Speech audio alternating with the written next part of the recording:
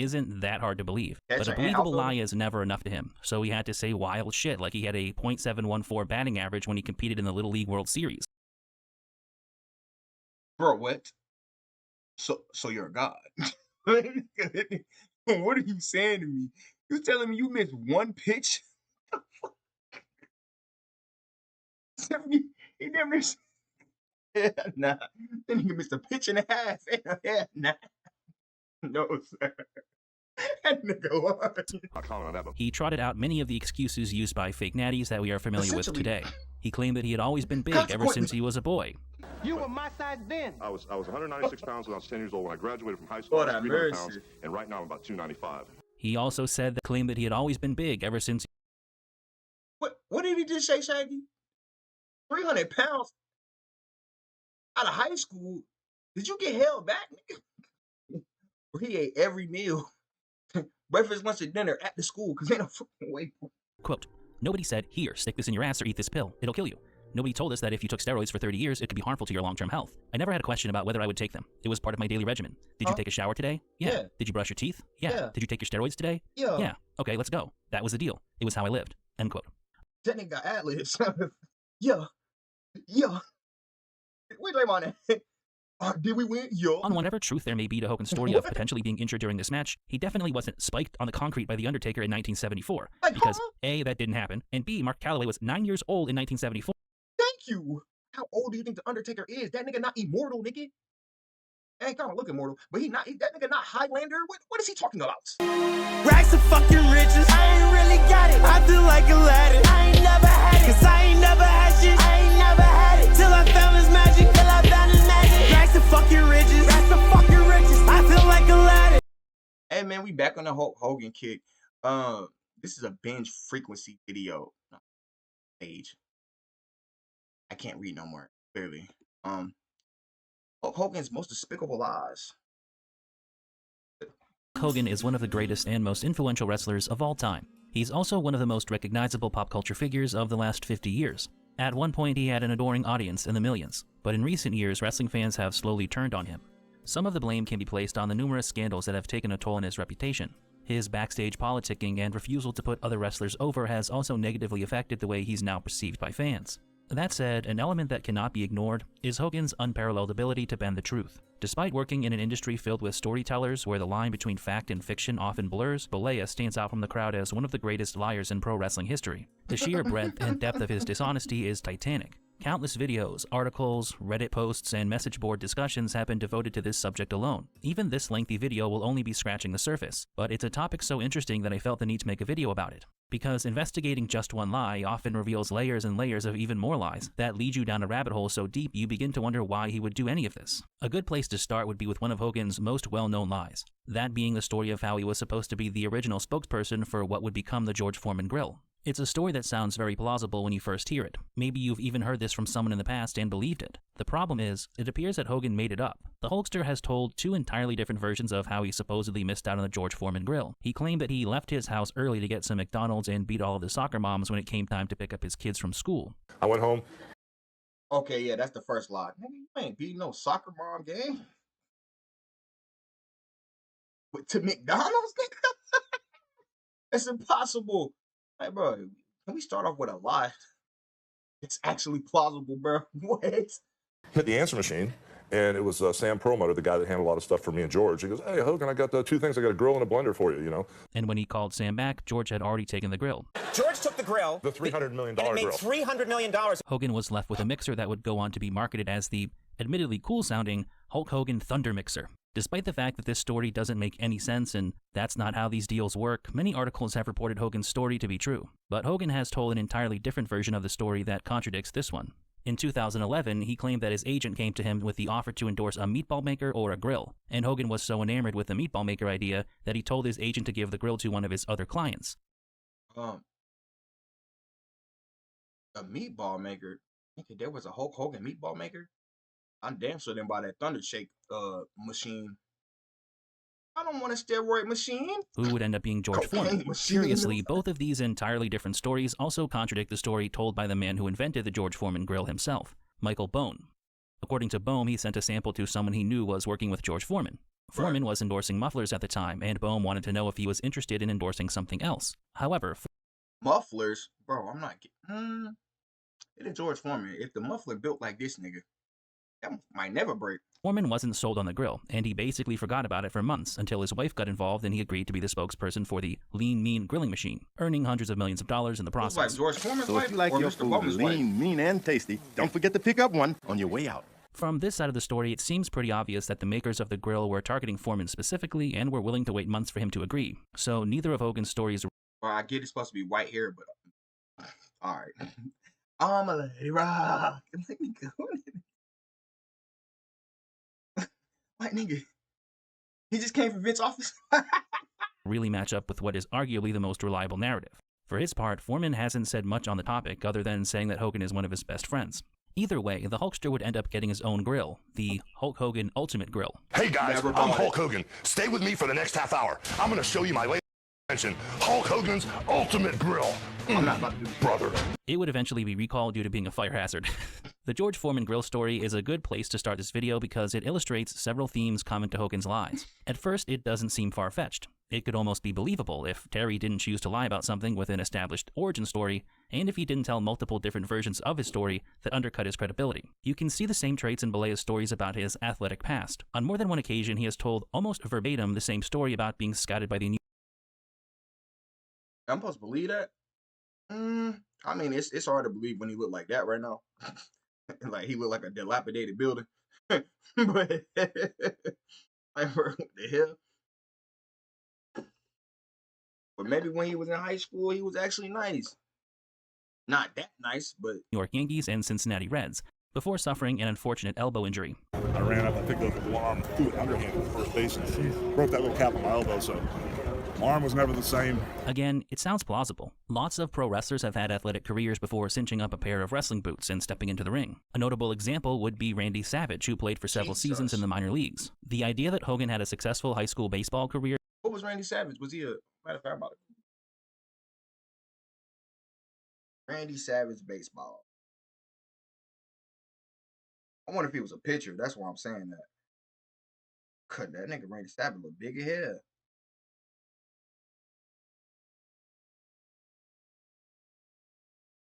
Macho man. Oh, he was an outfielder. Left-handed hitting catcher. Okay.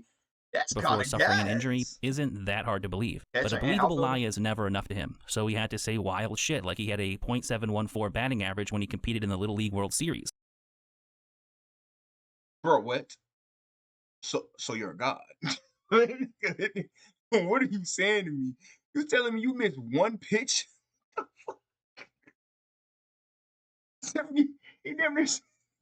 Yeah, nah. Then he missed a pitch and a half. Yeah, nah. No, sir. That nigga what? Who does this guy think he is, Joshua Fabia? Oh, The shit. Hulkster probably assumed that there weren't any records to prove his story wrong, but the Little League World Series actually has a record of every kid who ever competed, and Terry Bollea is nowhere to be found. As Never you've played. probably started to grasp, a lot of Hogan's tall tales start with something plausible but become wilder and wilder until he ends up telling blatant lies and getting fact-checked. For another example, let's look at some of his stories from his days in the movie industry. Hogan has claimed that he rewrote the scripts for a number of movies he worked on. Most notably, he claimed in his 2002 autobiography that he and Vince McMahon completely rewrote the script for No Holds Barred, but didn't receive writing credits for it because they weren't in the Writers Guild. If you've ever seen the movie No Holds Barred, this actually seems believable, even more so when you read that the end fight scene, which involves a man getting electrocuted ass first, apparently came to Hogan in a dream while he fell asleep on the toilet. The stories become harder and harder to believe when he says things like Robert Evans, the head of Paramount. And that's where you get the term ass pull. Like, they literally pulled it out of there. Like, this. What is he saying right now? Yeah, bro, he got his ass electrocuted. That's the end scene. That's how we ended the movie. I'm not watching that damn movie. Paramount wanted to turn him into the next John Wayne. The problem here is that even at the earliest, Robert Evans would have been out as head of Paramount for at least a decade by the time this alleged meeting took place. Maybe Terry talked to a guy about a movie deal while eating at a Bob Evans and he got confused. It's not as ridiculous as Hogan's claim that he was offered the lead role of Randy the Ram in The Wrestler, but turned it down because he thought the movie was too good and he would ruin its credibility. Very humble, Hulk. Only the film's director, Darren Aronofsky, has directly said that this is not true, because, of course it isn't. It's not even the first time he said he's turned down a role in a big Hollywood production. According to Hogan, there's an alternate reality where he played Connor McLeod in Highlander. And there was some very real script for a movie where he was supposed to play a cop with Pamela Anderson as his love interest and Brad Pitt as a partner who dies in the line of duty. I just want you to take a moment to picture how fucking awful that would be. Okay, as silly and hilarious as Hogan's lies can often be... What is he talking about? We talking about corn acting Hulk Hogan? Is he even in a film? I gotta look this shit up. Bro, is Hulk Hogan even in? What movie? Man, I'm about to watch a Hulk Hogan movie on this channel. Bro, what movies do you... Oh no. Backlash. The Ultimate Weapon. He's on drugs. Assault. Spy Hard. Is that my guy? I don't know what Spy Hard. I got my guy on that one. He ain't Rocky. Oh, that's trash. All right. Like, nigga, why would you ruin a classic film by even showing up with your other life? They don't all paint him as a buffoonish storyteller who's caught up in his own imagination. Some of these lies have had a genuine impact on his reputation. Such was the case in the early 90s when his name was tied to a growing steroid scandal among professional wrestlers. In June of 1991, Dr. George Zahorian III was convicted on 8 counts of distributing steroids and 4 counts of illegally distributing painkillers. Zahorian was the ringside physician for the Pennsylvania Athletic Commission and, as was revealed during the trial, had been supplying professional wrestlers with the substances. Several wrestlers testified that they purchased steroids from Zahorian after it was made illegal to distribute them in 1988. Zahorian himself also admitted that he sold steroids to several wrestlers, including Hulk Hogan and the men who testified. Hogan, who was initially listed as John Doe to protect his identity, was supposed to testify, but was excused at the last minute. Despite avoiding the witness stand, Bollea was now linked with the steroid case. He attempted to clear his name by appearing on the Arsenio Hall show in what he would later refer to in his autobiography as his biggest mistake. In fairness to Hulk, I'm sure he thought this would be his biggest mistake back in 2002. Hogan's appearance on Arsenio Hall was extremely awkward and unconvincing. He opened up by admitting that he had a prior history with Zahorian. I was one of the patients of this doctor, and then later on down the line, he got into all these other things, but... I'm no lawyer, but that seems like the kind of thing you would try to avoid saying at all costs. Aside from saying basically about 50 times in 10 minutes... Basically, I'm still a monster. What do you say to the fat lady sing? I come to kill an opera. Y'all too plain. I'm a helicopter. My words keep going like a teleprompter. Why you keep saying basically? Wayne didn't even come out with that song yet. So basically being a slave. So basically, I made the right decision. Well, basically, I'd rather not comment on that. But he trotted out many of the excuses used by fake natties that we are familiar with today. He claimed that he had always been big ever since he was a boy. You were my size then. I was 196 pounds when I was 10 years old. When I graduated from high school, I was 300 pounds, and right now I'm about 295. He also claimed that he had always been big ever since. What did he just say, Shaggy? 300 pounds out of high school? Did you get held back, nigga? He ate every meal, breakfast, lunch, and dinner at the school, because ain't no fucking way. They don't even serve dinner in that month. He was a boy. Hey, you want your lunch? You were my size then. I was 196 pounds when I was 10 years old. When I graduated from high school, I was 300 pounds. Bitch, you was fat. 196 pounds at 10? Damn. That sounds like childhood obesity. And right now I'm about 295. He also said that he was offended by people speculating about his PED use because it took so much hard work to achieve his physique. So basically, I was insulted, and basically I've trained 20 years, 2 hours a day to look like I do. He wasn't a steroid user, and he didn't use steroids, but he did use them as prescribed by a doctor as part of a sports therapy program to recover from injuries, on 3 occasions. And on 3 different occasions, I had the same type muscle injuries. That is the extent of Hulk Hogan's steroid use. It was all bullshit, though. After this interview, Hogan would be publicly called out by fellow wrestlers superstar Billy Graham and David Schultz. Graham claimed that when he met Bollea in the mid-70s, Terry approached him and asked for advice on taking the substances, a story he reiterated 20 years later in an interview with the Hannibal TV. How do I become a professional wrestler, and how do I take steroids? Oh, he told me he'd been taking steroids for 1 full year at the time I met him. Schultz went even further, saying he injected Bollea well over 100 times and that sometimes he took 12 cc's 3 times a week. All you should do is come out and tell them the truth. Quit lying to them. Tell them the truth, and be man enough to tell them the truth, and say, hey, I did steroids. Eventually, the bad press associated with Hogan reached the point that he was placed on a leave of absence from the WWF in April of 1992. In spite of this fact, and Hogan ultimately leaving the WWF and later signing with their chief rival, WCW, Hogan's name would be tied to the scandal for several years. Some people now claim that his hard-muscled good guy image really came from his past use of dangerous drugs. In December of 1993, Vince McMahon was indicted on charges of distributing steroids due to cooperation from Dr. George Zahorian. This time, Hogan would actually testify, under immunity from prosecution, of course. Although Hogan admitted that PED use was fairly common in the Federation and that he used McMahon's secretary as a sort of go-between for Dr. Zahorian, he said that Vince never purchased PEDs for him or ordered him to take them. McMahon was ultimately acquitted of the distribution charges, but the reputation of the WWF and pro wrestling as a whole was tarnished by the steroid scandal. For his part, Hogan would reveal more and more about his PED use as time went by. In his first autobiography, he said that he probably started taking steroids in 1975, but at the time, every wrestler he knew took them, and they were being used by athletes in every sport. Quote, "Nobody said, 'Here, stick this in your ass or eat this pill, it'll kill you.' Nobody told us that if you took steroids for 30 years, it could be harmful to your long-term health. I never had a question about whether I would take them. It was part of my daily regimen. Did you take a shower today? Yeah. Did you brush your teeth? Yeah. Did you take your steroids today? Yeah. Okay, let's go. That was the deal. It was how I lived." End quote. That nigga got ad-libs. Yeah. Where's Draymond at? Did we win? Yeah. On one hand, it is easy to empathize with Hulk Hogan on this issue. Almost every athlete is on something for reasons Hulk even went into in his book. The overwhelming majority of pro wrestlers at the time were on them, but Hogan was singled out because he was so famous and popular. The paper speculated when my name got thrown in the ringer, it turned into the Hulk Hogan trial, and they didn't direct the focus on what this thing was all about. On the other hand, it was Hogan's popularity that made it so galling when he went onto Arsenio Hall and told everyone that he was a goody-good boy whose body was the result of training, saying his prayers, and eating his vitamins. And my theme is if you train, say your prayers, eat your vitamins, and believe in yourself, just like I have done, brother, you can have everything you want out of life. And Did he lie, bro? I'm saying, though, if vitamins is steroids, if vitamins is cold word for steroids, did he lie? I'm not ashamed of anything I've done. And a You teeny didn't tiny bit of understand there was a steroids. code Only of 3 messages. times. Didn't you guys see how big he was when he was 10? That's all natural, brother. Hogan lying about his PED use was so unconscionable because, maybe more than any other wrestler, he was He was on associated with PEDs at kids. 10? While the guy was sticking needles in his ass, his likeness was being used to sell children's vitamins. Hulk Hogan Vitamins, the new champion of children's chewables. I don't know if it's possible to come up with a more cynical juxtaposition than that to show the duplicitous nature of Hulkamania. As far as Hulkster lies go, it's still pretty far from being the worst. In the end, Hogan himself was the main casualty of these lies. The same cannot be said for some of his other deceits. Let's take a look at the infamous incident at Survivor Series 1991. What happened in Survivor Series? 91, Jesus.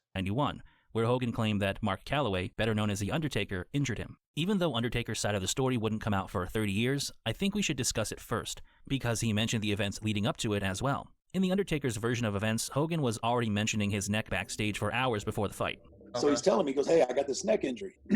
He says, "I'm really nervous about taking your finish." And to which Taker assured him that he would hold Hogan so tight that nothing could happen. "I promise you, I will have you so tight that there's no way possible that you're going to hurt your neck." When they eventually went for the tombstone spot in the match, Hogan claimed that Taker injured him. As soon as my knees hit, I hear, "Oh, you got me, brother." Oh, I'm capping, brother. Like, I know he lying. I know he lying. Bro, the knees hit on the tombstone before your neck ever hits anything. Shout out, bro. Hey, the tombstone might be one of the greatest finishers ever. The knees hit first. There's no way. He go at you like this, brother. Nigga like 6'7". Like, bro, all you hear is impact from the knees, and then you might see the nigga body flop. You know, you sell it. It's like, there's no way he hits it. No. It'd have been better if you said, "Yeah, my bite." As Calloway recalls, he genuinely believed that he had hurt Hogan and was afraid that he had killed the Golden Goose, a fear that only got worse as Hulk apparently played at the injury in the aftermath. And then I hear, "Somebody get my wife and kids on the phone." The following Tuesday, Mark would get the chance to rewatch the match and notice that He diabolical. I think it's over, brother. Where's my wife and kids? Hogan's head came nowhere near the chair. Subsequently, he confronted Hogan as respectfully as he could. "Terry, I watched it back.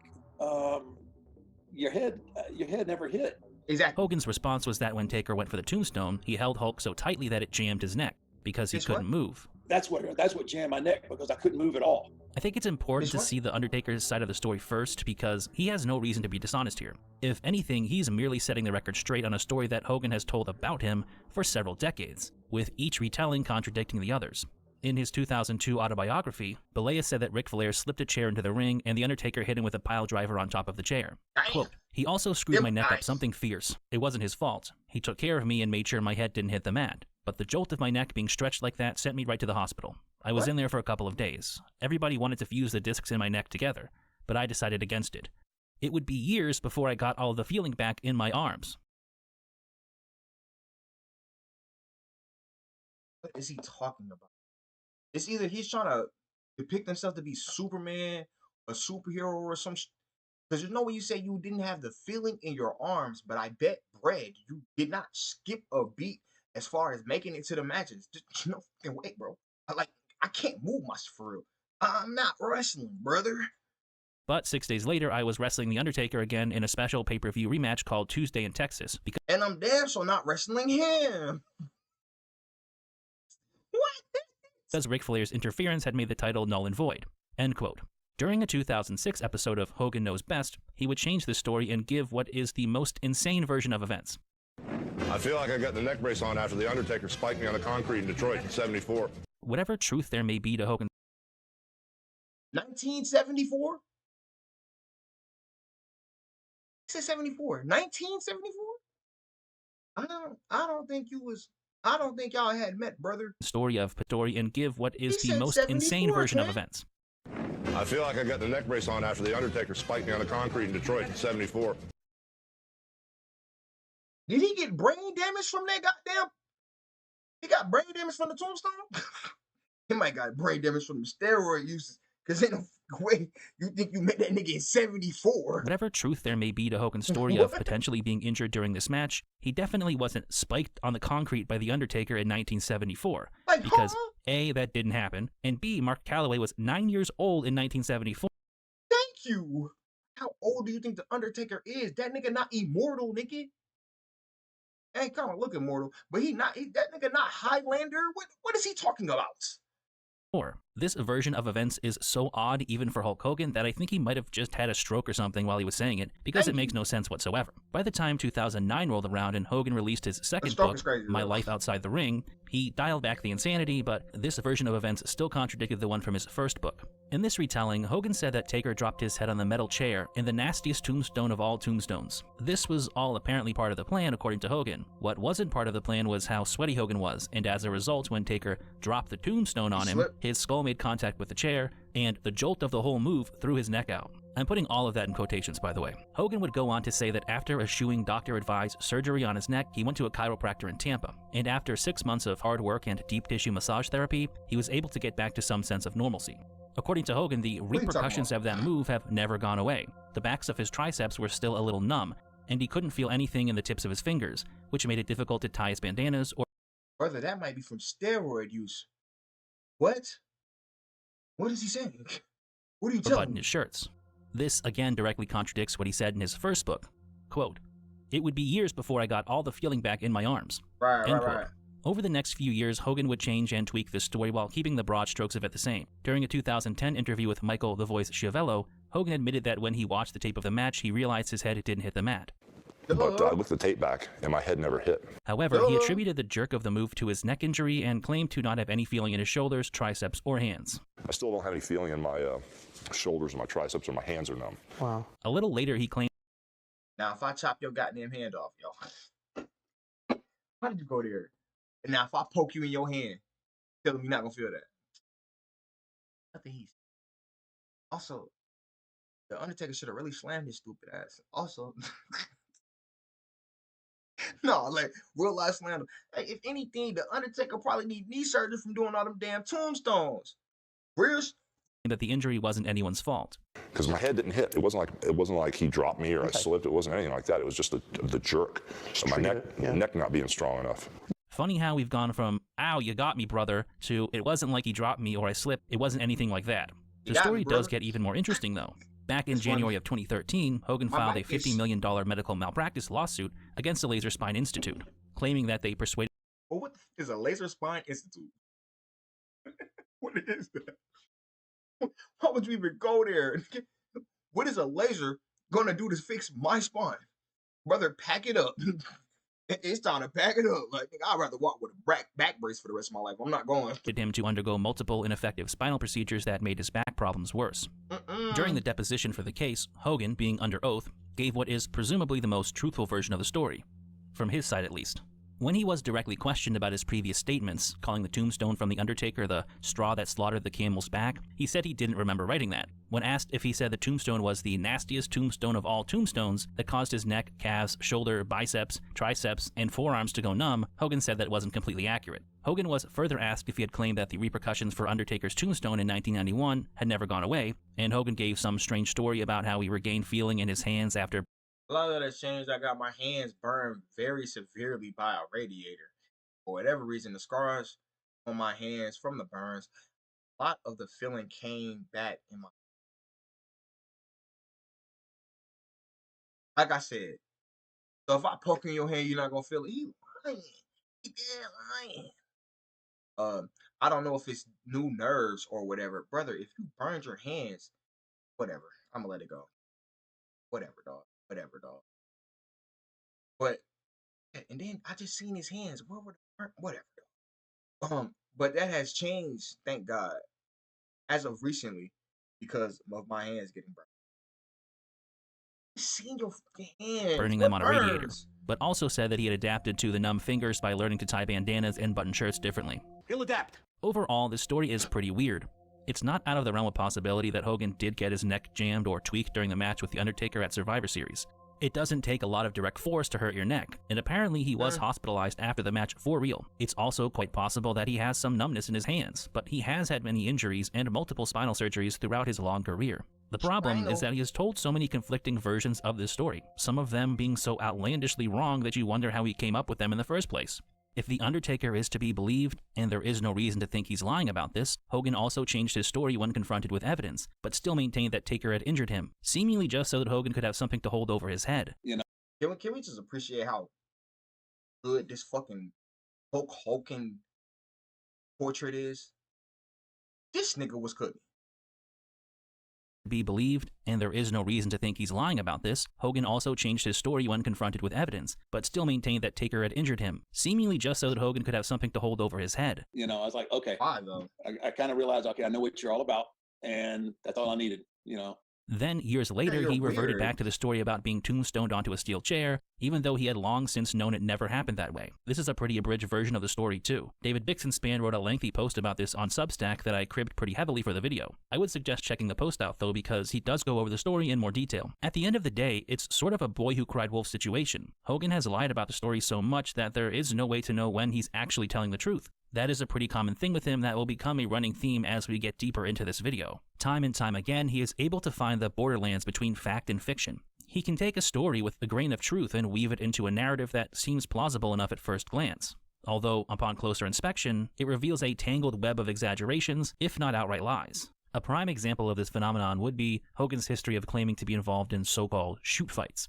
In 2009, he told Anthony Cumia's arch-enemy Boomer Esiason that during his time in Japan in the 1970s, he faced off with a lot of pride fighters, and didn't know whether he would be getting into the ring with a shooter or not. This was a...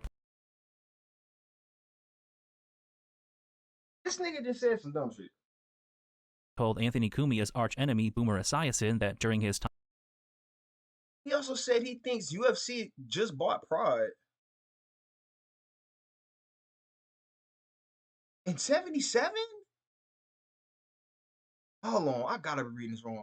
The host asked if Hogan would have had interest in entering MMA if it was popular when he was younger. He said he had some experience when he wrestled in Japan. He said there were a lot of pride fighters when he wrestled there starting in 77.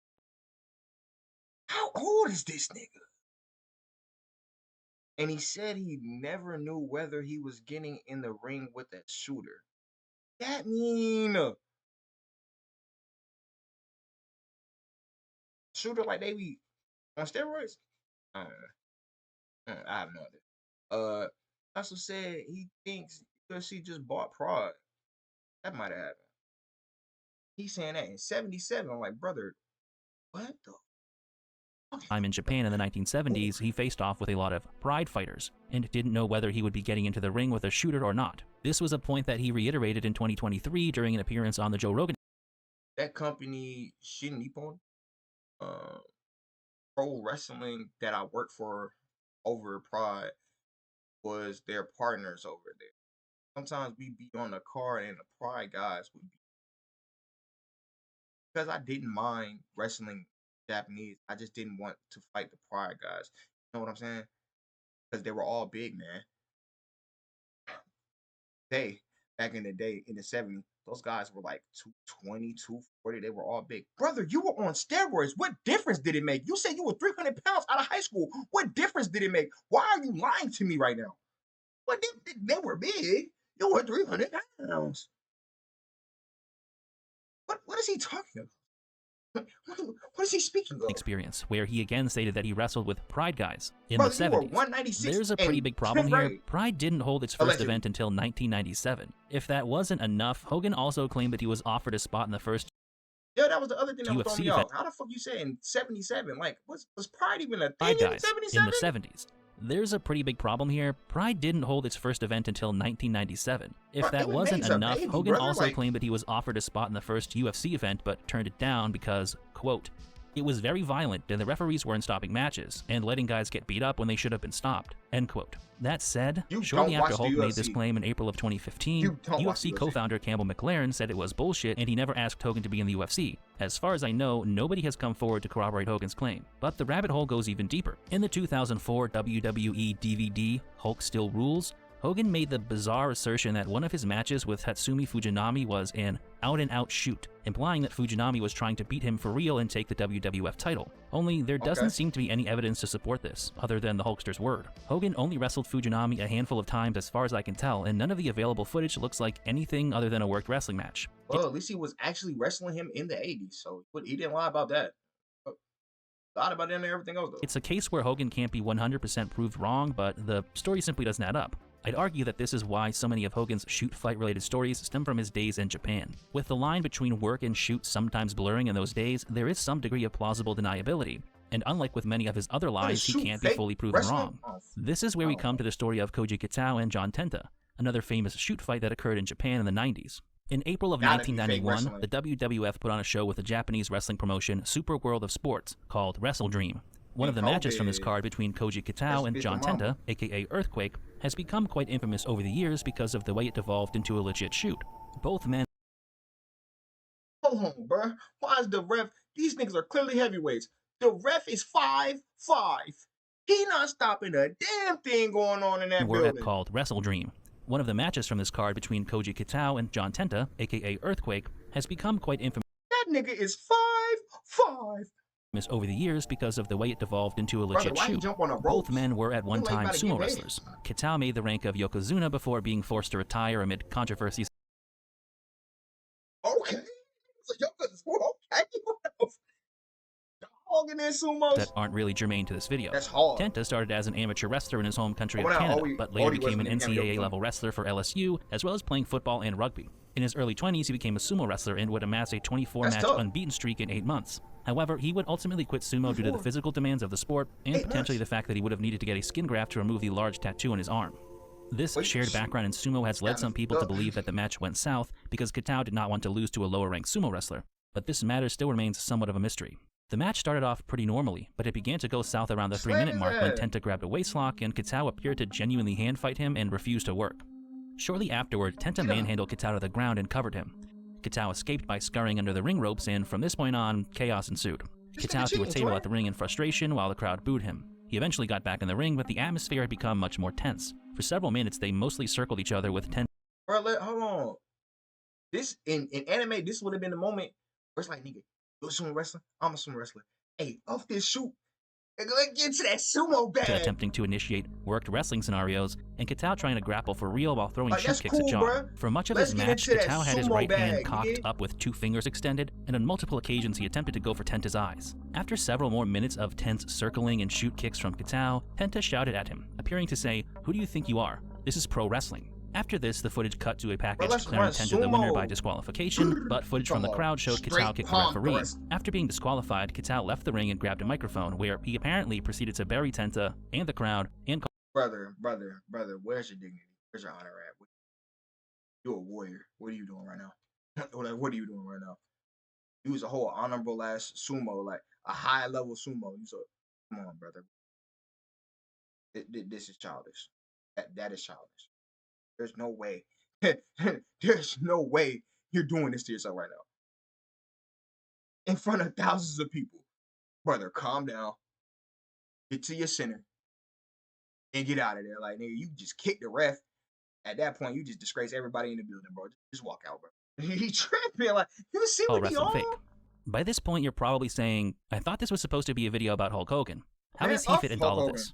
In August of last year, Hogan appeared on This Past Weekend with Theo Von and claimed that he was supposed to be Koji Katao's original opponent. So this sumo wrestler, it was his first night, the booker told this Japanese guy that he wanted him to put me over. He goes, no, I'm not letting him win. However, when they learned that Katao intended to shoot on Hulk and beat him for real, John Tenta stepped in to take Hogan's place. Big guy there from Vancouver. That's what shooting John means? Tenta called Earthquake. And him and I were really good friends. He goes, no, Terry, you're not going out there. I am. As soon as Tenta went out there, this guy tried to hook his eye right away.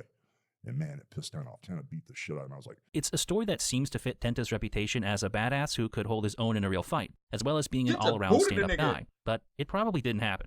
Hold on, is Tenta white and half Asian? Or did he just change his name? I don't know, either or. That's I've seen some comments saying that other wrestlers confirmed Hogan's story, but I can't find them. Either way, it just doesn't add up logistically. Hogan did wrestle on the same card against Yoshiaki Yatsu in the main event for the WWF title. Tenta versus Katao was the fourth to last match on the card. Tenta his last name? That first name, John. 12% chance he got some Asian. 12. 10. That nigga named Tenta. 10%. Which means that if Hogan's version of events was accurate, he would have initially been facing Katao in the main event for the WWF heavyweight belt. That seems like something people would have remembered about this already infamous story. Also, it means that they would have had to switch the bout order around, making a new main event sometime the night of the show, but no later than the fourth to last match on the card. Otherwise, Tenta would not have been able to volunteer himself to take Hogan's place against Katao. But that isn't how Hogan describes it happening. He makes it seem like he was about to walk out to the ring for the match when Tenta stepped in, which just couldn't have happened. Additionally, if there is any promotional material from this card showing Hogan against Yoshiaki Yatsu in the main event, it would totally prove this story to be a lie. Honestly, the whole story is perplexing. Hogan's need to insert himself into this well-known event doesn't make sense. The fact that he waited until after John Tenta was dead to tell it just seems really craven and pathetic, especially because he says Tenta was a good friend of his. Even this isn't the most ridiculous story Hogan has told about being in a shoot fight, though. No, that goes to him saying he once boxed George Foreman for 3 rounds. As Hogan explained in his autobiography, his good friend George Foreman invited him down to Houston for a charity event at his youth center, which Hogan felt the need to point out was hot and not air, saying he once boxed George Foreman for 3 rounds. As Hogan George Foreman and I are good friends. But that didn't stop him. Okay, him. I was about to say, I know damn well you didn't say me. George Foreman a dog, yo. What? Explained in his autobiography, his good friend George Foreman invited him down to Houston for a charity event at his youth center, which Hogan felt the need to point out was hot and not air-conditioned. But to Hulk's surprise, there was a boxing ring in the middle of the youth center, and unbeknownst to him, Foreman had told all of the kids that they were going to box for 3 rounds. Thankfully, Hogan had enough self-awareness not to claim that he was competitive in this boxing match. He basically said that Foreman was toying with him and still punched him in the arm hard enough to make his legs go numb. I don't understand the medical explanation for that, so maybe a doctor can explain it in the comments. What makes this story so fear. Real deal fear. We ever get him so hard, but you can't even control your stuff. My body. Pop this. Preposterous to me is not the idea that Hulk Hogan got inside a boxing ring with George Foreman. It's the fact that there is apparently no evidence. Really think about that for a minute. Hogan and Foreman, sometime in the 90s, both global superstars still close to the peak of their notoriety, engage in a charity boxing match, and there is no evidence of it. Now, you might say that this was an impromptu sparring session for some kids at a youth center, so maybe there weren't any journalists around. Aside from the fact that even if this match happened in the deepest backwater ass crack of Cambodia, there probably would have been a guy with a Polaroid camera there to snap a couple of pictures for the Phnom Penh Post, Hogan says in his book that the fucking TV stations were there. I'm not saying this event 100% didn't happen. Maybe one day somebody will dust off an old VHS. Well, ain't no way in hell the TV stations were there and they ain't got no footage. I should be able to Google that footage right now. Chest tape, and it will be a news clip of Hogan and Foreman boxing. Maybe sitting right next to it will be footage of Wilt Chamberlain's 100-point game 2, or the alternate angle of the moon landing. As absurd as this story is, though, at least. So you don't believe that the moon landing? Yeah, I don't even care. I did don't care. Like. I don't care. There's some infinitesimally small chance it's true. Hogan isn't lying wholesale about a well-known and documented event in history. You can't say the same about many of his other lies. Hogan's biggest and probably most well-known lie is less of a single lie in particular, and more of an ongoing series of retcons regarding his legendary match with Andre the Giant at WrestleMania 3. Over the years, Hogan has given dimensions for Andre that apparently range as high as 7 feet 4 inches tall and 800 pounds. But those numbers and the alleged injuries Hulk sustained during the lift have changed over time. In his 2009 memoir, he said that Andre was nearly 700 pounds, and that lifting the Giant for the Slam tore the muscles in his back. He seemingly ran with this just under 700 pound story for several years. When speaking to Bubba the Love Sponge, he said that they weighed Andre at a baggage claim at the airport in Detroit, and he weighed 697 pounds. He also claimed that lifting Andre up Who did what now? No, that can't be Slam tour story for several years. When speaking to Bubba the Love Sponge, he said that they weighed Andre at a baggage claim at the airport in Detroit, and Bubba said it. Bubba said it. 690 pounds, 7'4". You realize nigga weighed 2 Shaqs, right? He weighed 2 Shaquille O'Neals at 2 inches taller than Shaquille O'Neal, or an inch. Probably 2 inches. What are you telling me right now?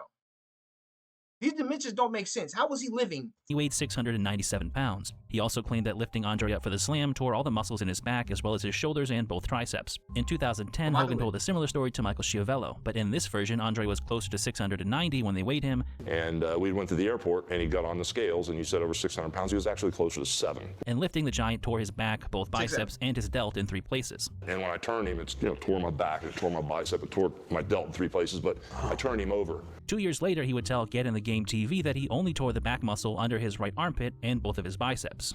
I ripped my whole back out into my armpit, ripped both of my biceps. Now both of my biceps are torn if you get a close look at me, but I never had them fixed.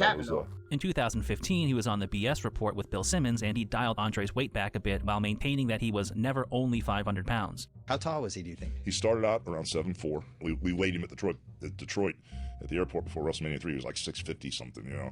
So I mean, it's kind of like 650. Hogan would also go on to say that during the match, he still weighed a Shaquille O'Neal and a half. What the? No, that's 2 Shaquilles.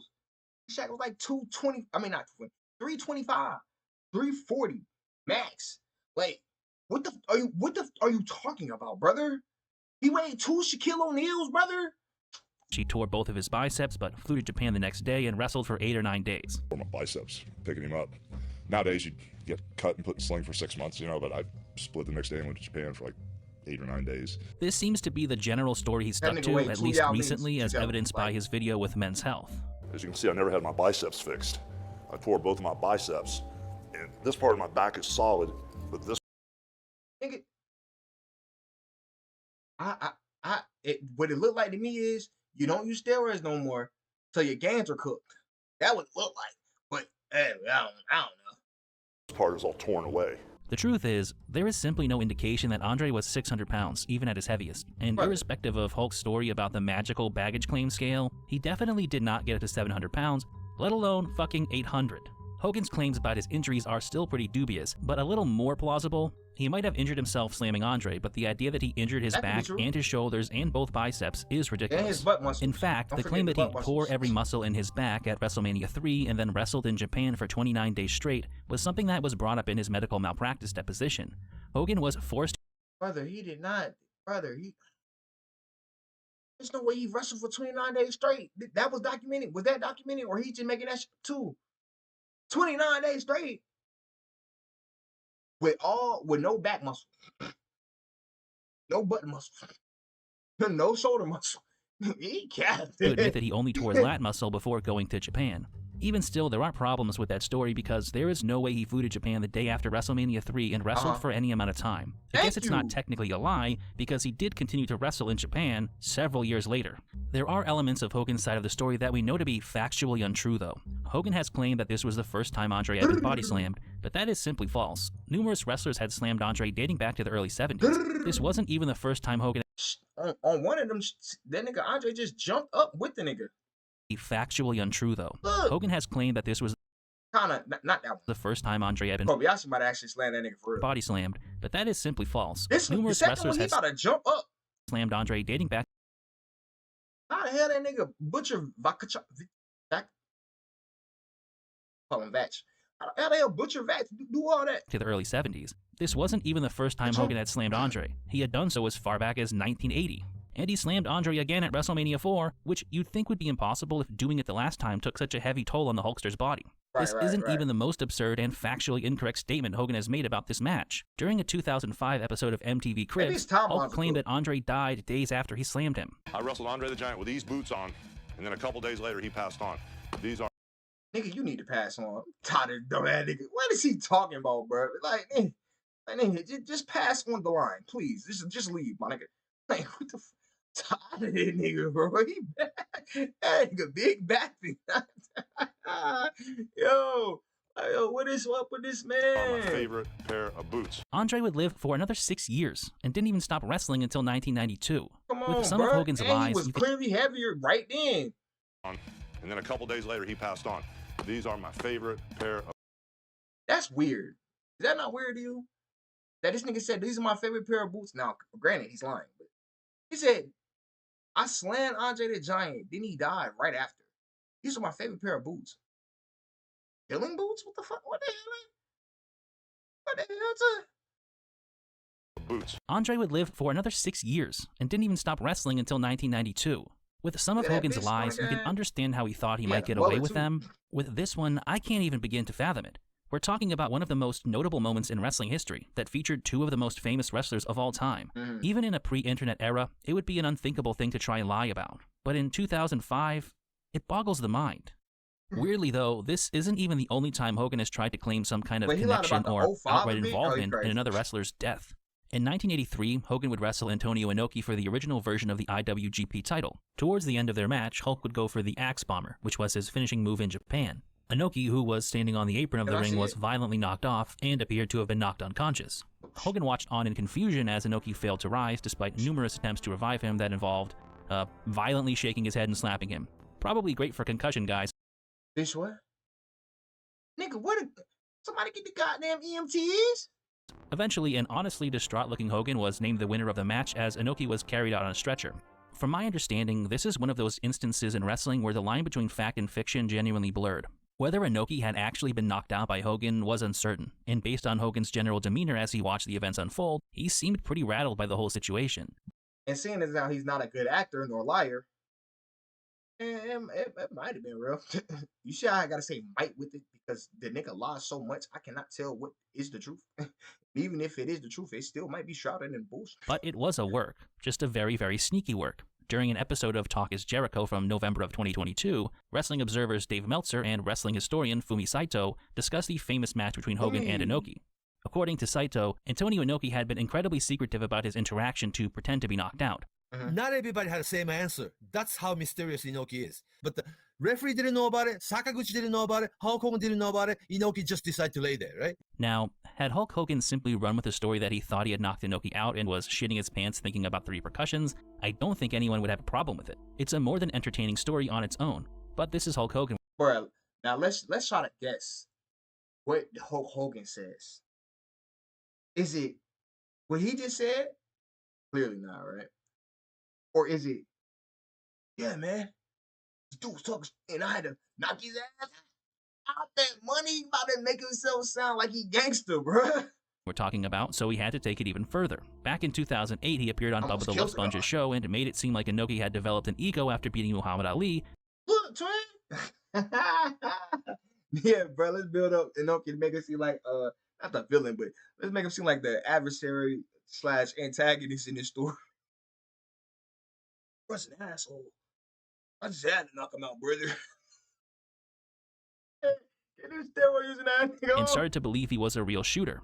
If that weren't enough, Hogan then claimed that when he wrestled Inoki, Inoki tried to shoot on him, so Hogan elbowed him in the temple and knocked him out. If you believe me, it actually gets worse. For the next 5 days, Hogan said he had his passport confiscated and was forced to switch hotels because of death threats. Only when Inoki finally held a press conference with Hulk from the hospital to let everyone know he was okay was Hogan allowed to leave the country. Is it possible that Hogan received death threats after the match? A segment of the population just isn't very bright.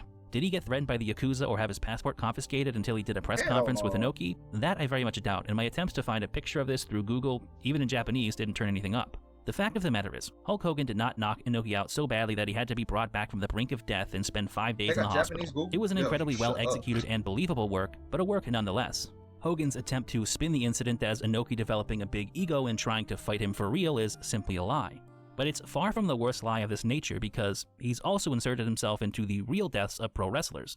When Hogan appeared on the Joe Rogan Experience in August of 2023, he told many lies, but a few stood out. One was the story of his weird connection to the murder of Bruiser Brody. According to Hogan, he was wrestling in Puerto Rico, and after the event, he and Randy Macho Man Savage went back to Savage's dressing room and found it had been trashed. Hogan then went to his own dressing room where a man with a gun was waiting for him and said that if Hogan ever came back to Puerto Rico, he would kill him. Hogan immediately left Puerto Rico and flew all the way to California, but then claims that 4 months after this incident, Bruiser Brody was called into the bathroom by the booker and had his throat slit. As with many Hogan stories, there is a grain of truth buried in there somewhere. He did wrestle in Puerto Rico, and maybe a guy threatened him with a gun, but there is So everything else is just lies after that. Is he getting paid for these lies? Like, if he's getting paid for these lies, do your thing. What are these lies? Who are these lies harming? The steroid use is crazy. You lying about not doing steroids, and now you selling kids the dream of if you just pray and do your muscle ups.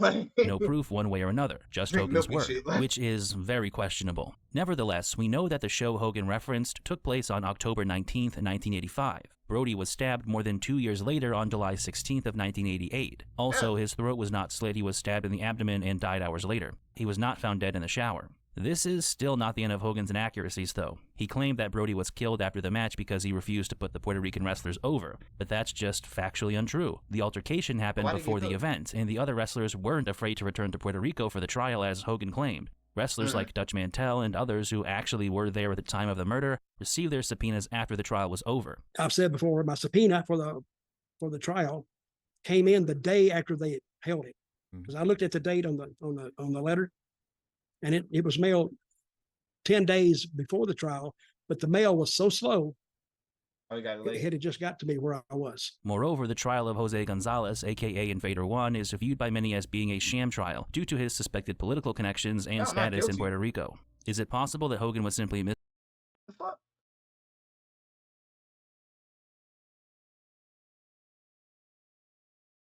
Damn, Bruiser.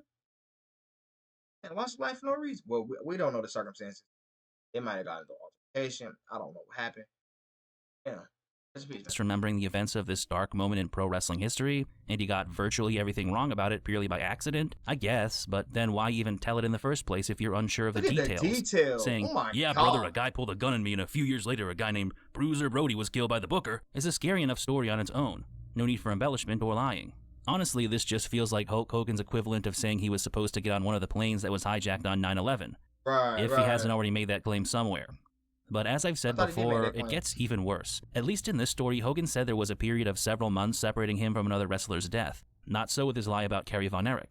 The story of the Von Erich family is a complex and deeply tragic one, but for the sake of brevity, we can't really get into it. Following a motorcycle accident and an amputation of his right foot, as well as drug and legal issues and his marriage falling apart, Kerry Von Erich became suicidal. Sadly, on This nigga whole life went left.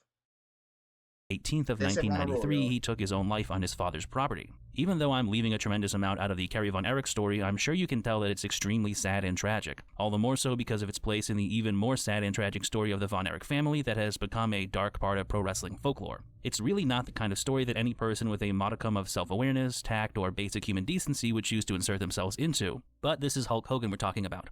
During a 2010 appearance on Bubba the Love Sponge's program, Hogan would make the incredible claim to have been on a flight from Japan with Kerry Von Erich only 72 hours before his death. During this conversation, he said they talked about life and Kerry's brothers and his newborn baby. According to Hogan's side of the story, Kerry had no plans to end things at the time. There are numerous issues with this statement. The first is that Hogan's story doesn't match up at all with how Bret Hart described Kerry's mood in the period leading up to his death. Hart spoke about Kerry saying that his brothers were calling him and he wished to join them. Furthermore, this alleged 11-hour conversation during a flight back from Japan almost certainly did not happen. There is no record of either of them having matches in Japan during this time period. To make it even more unlikely, days before his death, Von Erich had been indicted on drug possession charges, stemming from a January 13th arrest, and he was facing the revocation of his 10-year parole for a previous offense.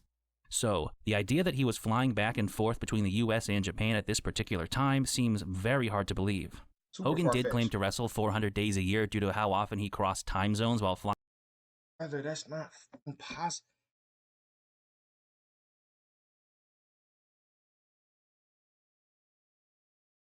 Bro, what he got? He got his own leap years or some shit? He got leap months or some shit? What the f is he talking about? Yeah, like 400 days. Niggas on 365 days. You might get 360. I be forgetting about that damn leap years. I don't even care. Is he talking between about the U.S. and Japan? But outside of fucking time travel, this conversation appears to be impossible. Maybe Hogan and Von Erich crossed paths at some point during a flight to or from Japan, but it did not happen 72 hours before Kerry's death. Honestly, it was lies like this one that made me want to make this video. Many of Hogan's lies are inconsequential or genuinely hilarious, like saying on the radio that he had a 10-inch penis and then being forced to explain in court that he in fact... Hey man, you got enough money, you could probably just get surgery to get that respectfully. You really don't have to lie. You could have just said, I don't have it yet. See what I'm saying? You could, I don't got it yet. But yeah, the lies about people dying and you having interactions with them beforehand and brother, you're weird. It's weird. Something wrong with you. What are we doing here? Like, are you that self-involved, that much of a narcissist that you gotta involve yourself in everything? Wrestling world wouldn't be nothing without me, brother. Let me tell you about the time with did not. Well, it's not mine, because mine isn't that size, but we were discussing the length of Hulk Hogan's. Seriously? So Hulk Hogan has a 10-inch, but Terry doesn't? Is that what he's telling me? And to all the women that let the nigga hit, you let Terry bones? No, seriously, I do not have a 10-inch penis. No, I do not. Seriously. Fair enough. But then there are some, like this, that the more you think about them, the darker they get. It's not just that he told an almost certainly false story about an infamous event in wrestling history. Kerry Von Erich was a real person whose life ended tragically. He was somebody's son, brother, father, and friend. People were permanently affected by his passing. To insert yourself into that story is so callous and self-absorbed that it's hard to wrap your head around. But it can get even worse. We have to discuss the Hulkster in heaven. For years, Hulk Hogan's musical career has been a subject of mockery among wrestling fans. In large part, this is due to some of Hogan's more absurd claims. Like he was asked by his good friend Lars Ulrich to join Metallica, and also he tried to join the Rolling Stones. Justin Wang has a great video on the subject where he not only looks into Hogan's claims of almost joining Metallica and the Rolling Stones, but also examines his musical chops in general. I suggest you watch it if you want a more in-depth breakdown of these lies. It's a good video and was one of the things that inspired me to make this video. Suffice to say, Hogan was lying, and his story was contradicted by Lars himself. Unless he went by like his Christian name or something, and I don't know if anybody knows what his Christian name was, Dave Smith or something. Crazy, if there was a whole thing that we had with him under a different name, but I certainly have no recollection of doing anything with Hulk Hogan. Well, damn, that's a very different story from being a big pals with Lars Ulrich. Funnily enough, this is one of the few instances where Hogan was forced to backpedal on a story, probably because someone similarly famous and influential actually called him out on it. With that in mind, Hogan has... Well, he would have been better off saying, yeah, bro, I was a part of Digital Underground with Tupac. Like, what the f is he talking about? Round and round. Yeah, but I'm the one to get that nigga pop the line. Has been involved in a number of more legitimate musical projects over the years. It's well known that before becoming a wrestler, Hogan was a musician and played bass for a band named Ruckus that was supposedly quite popular in the Tampa Bay area. His most successful musical project was probably 1995's Hulk Rules by Hulk Hogan and the Wrestling Boot Band. Well, that or his collaboration with Green Jelly where they covered Gary Glitter's I'm the Leader of the Gang. That one really aged well, huh, Hulk? Hulk Rules featured Hogan on vocals by Hulk Hogan and the Wrestling Boot Band. Well, that or his collaboration with Green Jelly where they covered Gary Glitter's I'm the Leader. I'm actually not mad at this cover art separate. What the like, what is that? Both. It's a mamser. Leader of the Gang. That one really... It's a sermon. Former UK pop star Gary Glitter. First and foremost, nigga, your name is Gary Glitter? Sachet. Oh, wait. Jail for child sex. Peggy's asshole. Aged well, huh, Hulk? Hulk Rules featured Hogan on vocals and bass, as well as his then-wife Linda Bolea, JJ McGuire, and Mouth of the South Jimmy Hart. As you can imagine, it's not a particularly great album and is generally remembered for the wrong reasons. I mean, Hogan literally facepalmed when it was brought up during an interview with Noisy. Were it not for one specific song, I doubt that Hulk Rules would be so controversial though. I am of course talking about Hulkster in Heaven. Without knowing the broader context, Hulkster in Heaven— Hold on, bruh. He probably singing this, now I want to hear this bullshit. I read it in the papers. I saw it on TV. Like, I need a beat. I guess there'll be one empty seat when I wrestle. Wemby, you know damn well I say Wemby. Wemby, I used to tear my shirt, but now you torn my heart. I used to tear my shirt, but now you tear my heart. I bet bread. That's how I go.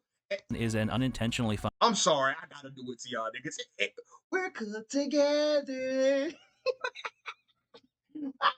Coming together, all story. Here we go. Hold on, let me hear my people can hear that motherfucker real quick. You be on bullshit. I swear to God, you be on bullshit. Hold on, man. Let me lock in. We're nigga Hulk about to sing to it, gang. Sing for me.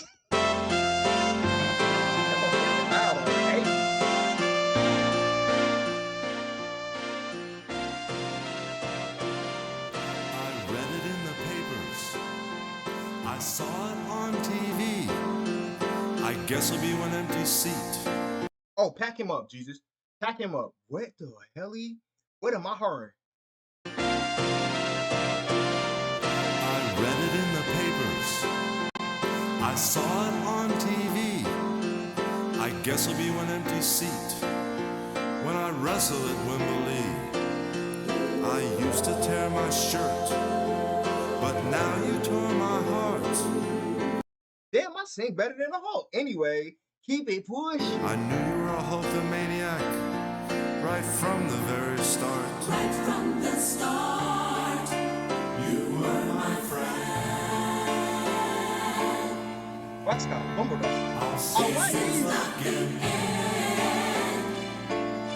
Who mixed this? The devil? Like, man, get me out of here, dog. I don't know who the engineer was on that recording or mixing, but nigga, pack him up. Like, he's what? Jesus. Funny song about a terminally ill Hulkamaniac, with ridiculous lines like, I read it in the papers, I saw it on TV. I guess there'll be one— Nah, fool, you gotta sing it. I read it in the papers. Saw it on TV. Yeah, that nigga trying to be Frank Sinatra. Nigga, empty seat when I wrestle at Wembley. I didn't pronounce that incorrectly. Hulk did. I used to tear my shirt, but now you've torn my heart. I knew you were a Hulkamaniac right from the very start. Pack him up, man. End quote. The chorus is, if anything, even more insipid, with Hulk saying that when he gets to heaven and meets his friend, the two will tag up again. If you didn't know any better, this would seem like a cheesy, if weirdly touching tribute to a fallen Hulkamaniac. But of course, by this point, we do know better. According to Hogan in his 2002 biography, this song was— In 95, I came out with an album, Hulk Rules, by Hulk Hogan and the Wrestling Boot Band. But really, the album was born back in 1992 at Wembley Stadium over in England. Before the show, which was sold out to the walls. Nigga, please. He was wrestling, gang. He was wrestling. Oh, okay, my bad. I'm like, ain't nobody bought that album. I met a Make-A-Wish kid with cancer. He had a doctor and nurse with them, a whole medical entourage. He was supposed to be sitting ringside when I went out to wrestle, but I didn't see him there. After the match, I came back and said, "Where's the kid?" The little watermark is blocking that shit. Some me. Oh, he died before the match got underway. Damn. Now I know that nigga capping, but damn. A genuine tribute to a child who really did pass away. I'm going to read you the passage about the story from his autobiography, and I want you to pay attention to the level of compassion and the general tone with which this story is recounted by Hogan. Quote, in 1995, I came out with an album called Hulk Rules by Hulk Hogan and the Wrestling Boot Band. But really, the album was born back in 1992 at Wembley Stadium over in England. Before the show, which was sold out to the walls, I met a Make-A-Wish kid with cancer. He had a doctor and a nurse with him, a whole medical entourage. He was supposed to be sitting ringside when I went out to wrestle, but I didn't see him there. After the match, I came back and said, "Where's the kid?" They told me, "Oh, he died before the match got underway." Jimmy Hart was with me that night, so he sat down and wrote a song right away in the dressing room. Another Hulkamaniac in heaven. There's one empty seat in Wembley. The little Hulkamaniac that came to see me. It's a ballad. a slow song. Anyway, we sat up and wrote 10 or 11 songs that night, because once we wrote one... This nigga an asshole like me. That's why I'm a sub to the channel. Because ain't no fucking way you tell that shit.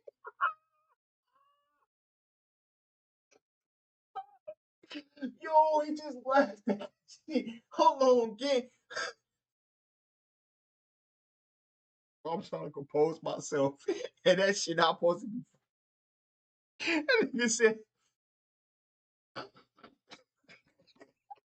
yo, Hulk is hilarious. What is wrong with this man, bruh? I really hope he bullshit. We were on a roll. The profits from the record sales went to the family of the kid who died. They were having trouble paying his medical bills, so we helped out. End quote. Did anybody else tear up just a little bit? It was so emotional, and you could tell that this real kid, who had a name that Hogan definitely remembers, wasn't... Brother, they just matter-of-factly said, oh, he died. Like, what the fuck? Like, yeah. Important to him. Right. Hogan was clearly affected by the child's passing in a way that could only be relieved via an impromptu songwriting session.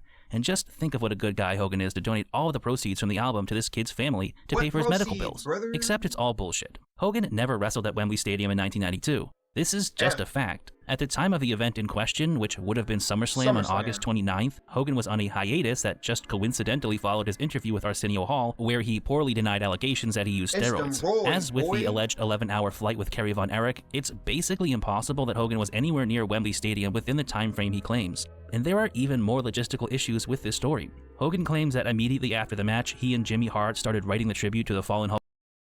What the hell was that background noise? Hulkamaniac.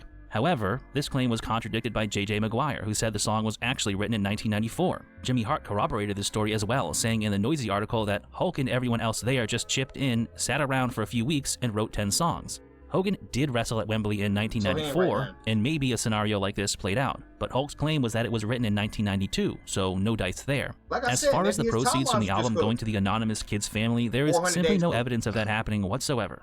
And it doesn't make sense anyway, as the kid was from the UK and his medical care would have been covered by the NHS. Also, it's just a small complaint, but in the opening lines of Hulkster in Heaven, Hulk says, "I read it in the papers, I saw it on TV." This implies that not only did Hulk know about the child's death before the match, but it was noteworthy enough to make it on the news. You can chalk it up to shitty songwriting, but... I would say, brother, what if he just can't write? Whatever, dog. What if he can't write music? Anyway, I'm still considering it a lie. As bad as this is, and it is pretty shameful and disgusting to make up a story about a kid with cancer, it gets even worse. Over the last 22 years, Hogan has embellished this bullshit story in ways that only a delusional narcissist could. When Hulk spoke with Muscle and Health last year to shill some stupid CBD oil product, he told an even more unbelievable version of the Hulkster in Heaven story. I was in Wembley Stadium and I saw a lot of Make-A-Wish kids. I had a kid there that was in rough shape. The EMTs were with him and he was on a stretcher, and his body odor and stuff.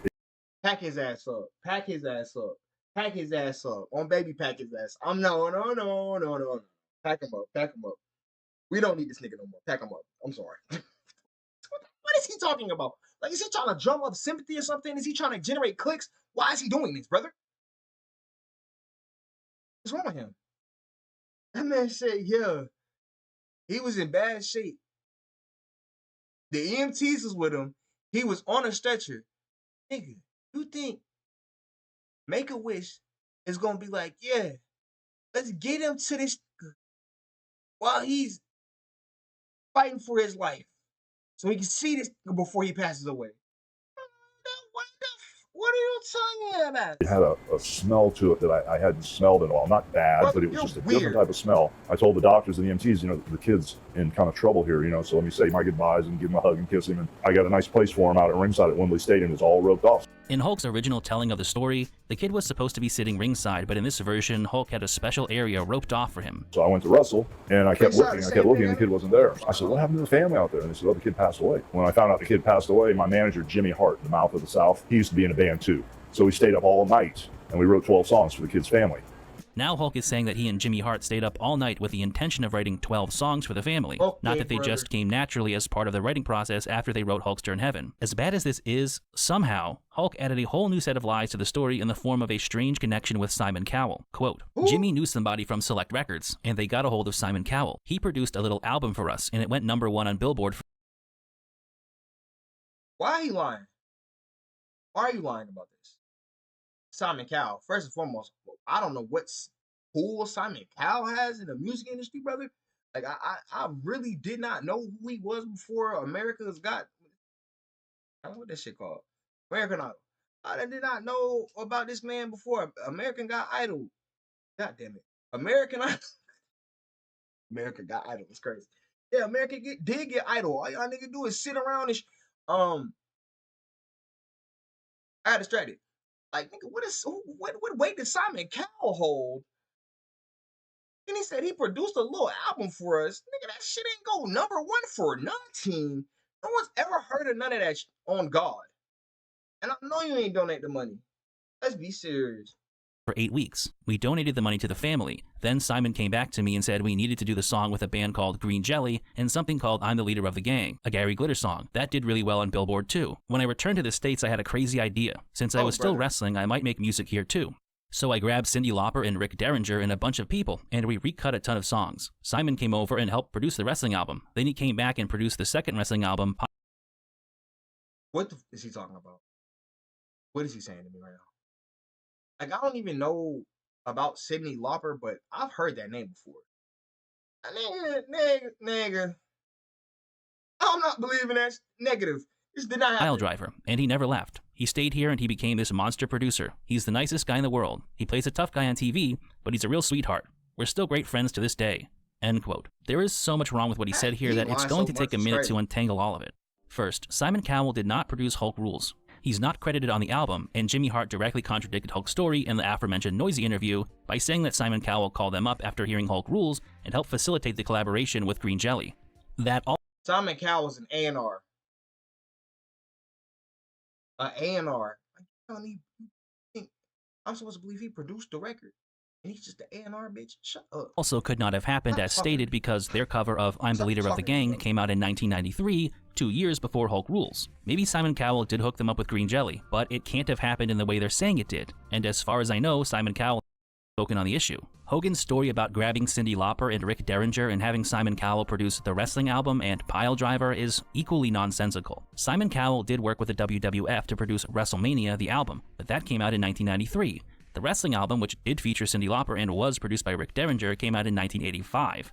And Pile Driver, the wrestling album too, came out in 1987. So unless Hulk Hogan once again used his Time Wizard powers, there is simply no way that Simon Cowell produced Hulk Rules in 1995, then introduced Hogan to Green Jelly in 1993, before coming to the States to work on the 2 wrestling albums in 1985 and 1987 respectively, then circled back to 1993 to do the WrestleMania album. But perhaps Hogan is just that generous with his time manipulation abilities. Time Wizard! Also, while it's basically peanuts in comparison to the rest of the lies in the story, Hulk Rules was not #1 on the Billboard charts for 8 weeks. It may have reached as high as #12 on the children's charts depending on who you ask, but it seems hard to verify. Then we have the body odor comments. Hogan stops just shy of saying he could smell death on the kid, but what other implication could there be to this new addition? And what is the point of adding it to this story? To let us know that Hogan is clairvoyant, or that he has super senses? This make-believe story is supposed to be about the tragic death of a child, not Hogan being a fucking X-Man. It elevates this from being an incredibly narcissistic and pathetic story to a truly sickening and depraved one. The worst part about all of this is that I don't think it's that far from the truth. Hogan has worked with Make-A-Wish. It was me, Michael Jackson, Mr. T, who saw the Make-A-Wish kids during the 80s and 90s. So this creepy, self-aggrandizing, child-sniffing fable was very likely inspired by real experiences Hogan had. That nigga said child-sniffing fable. I'm so dead. Yo, he really told a tall tale about smelling a child.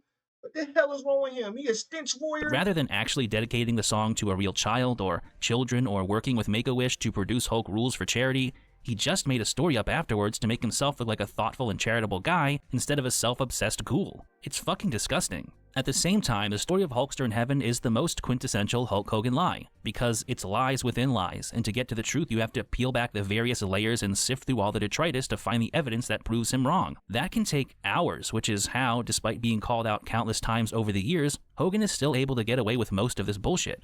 When he was shilling CBD oil last year, he went on numerous podcasts and spoke for hours. I'm sure he told many more tall tales that the vast majority of people would not be able to debunk without investing a considerable amount of time into it. And if you're not familiar with Hogan's reputation as a liar, why would you even bother? It does make you wonder why he does it though. Hulk is a living legend. He's one of the greatest pro wrestlers of all time and one of the most recognizable pop cultural figures of the 20th century. He's accomplished more than most people could ever dream of, and he's had enough experiences to fill multiple lifetimes. Why does he feel the need to embellish stories that were already legendary by any standard? Why do they get more grandiose as time goes by? Why does he make up stories out of whole cloth? That question is the reason I wanted to make this video in the first place. Hulk's lies are frequently hilarious, either because they're so ridiculous that they defy logic, or because they're so clearly lies that you wonder why he even tried telling them in the first place. But some of them are also quite dark and disturbing for what they suggest about his character. There is something insidious about his need to insert himself into stories of other wrestlers or insinuate he has some connection to the dead. I get the feeling that Hogan is unhappy with the idea that there could be any notable event in wrestling history that doesn't bear the mark of the Hulkster. So now he's retconning himself into events he never took part in, and in many cases... Like, yo, what kind of twisted author is this? What is wrong with this nigga? You already have a legendary story. Why are you trying to finagle it into being like, I'm the origin of everything within wrestling? What is wrong with you, man? You're not Thanos. Let it go. Nigga trying to bend reality in this. Would have been physically impossible for him to take part in. I suppose some of it comes down to Hogan honestly misremembering things. As I said, he has enough memories for multiple people, so it's possible he just gets things mixed up sometimes. I'm sure I got some things wrong while making this video, and I spent a lot of time researching it. I'm not going off the top of my head in a live interview. Also, Hogan has suffered a bunch of head injuries, so I doubt his memory is 100% as good as it could be. It's understandable that he might get some facts wrong, or misremember the date something happened. Regardless, some of these lies are so egregious that they can't be justified as simple mistakes. The only explanation is deception. The question then becomes, is he doing it intentionally? You start to wonder if he knows what he's saying is bullshit, or if he's told himself the story so many times that he actually believes it to be true. Is he saying these things as Hulk Hogan the character, while Terry Bollea the man knows them to be false? This nigga Shaden is so tough. Like, I've been focused on the Hulk Hogan, but this painting is portrait is God's here. Are they even separate entities anymore? Or has the line between them blurred to the point that the distinction can no longer be drawn? Ultimately, that's a question that only Bollea/Hogan has the answers to. We've talked about Hulk Hogan several times. I need to make you understand this. That Hulk Hogan gave up his privacy the moment he walked out his front door, became a celebrity in anonymity. And so I don't like talking about Hulk Hogan's penis, but I've already tried to explain to you, I gave up my right as Hulk Hogan to have Hulk Hogan have any privacy. I don't know how much clearer I can make that to you. As always, I want to thank you for watching the video, as well as liking, commenting, and subscribing. If you would like to support the channel, please consider becoming a channel member, leaving a super thanks, or visiting the Patreon. Brother, I don't got no pay for that. But what I will do is I will like and subscribe to like and subscribe, because this is gas. Shout out to Binge Frequency. I don't know why the hell I said binge frequency, but I might binge some of this. You see what I'm saying? So that was the end of the video. Hulk Hogan is a habitual liar. It's hilarious. But at some point, especially when you're talking about people who have passed away, like, you can't just respect their memory and tell the truth. What is the purpose of doing a third of the things that he's doing? But you know, it is what it is. The narcissist wins again, I guess. The narcissist wins again. Ew. Oh, that is make sure y'all like, comment, subscribe, share the video, share your thoughts on the video in the comment section below. The notification bell so you can stay today when I drop videos on the channel. I'll catch you on the next one. Stay safe, y'all. That nigga is funny, bro. I can taste the power. Put you on the power. If you don't believe it. You don't believe it. You don't believe I can see the future. I can see the future. I can taste this power. Put you on this power. Put you on this power. Acting like you know me. You don't know nothing.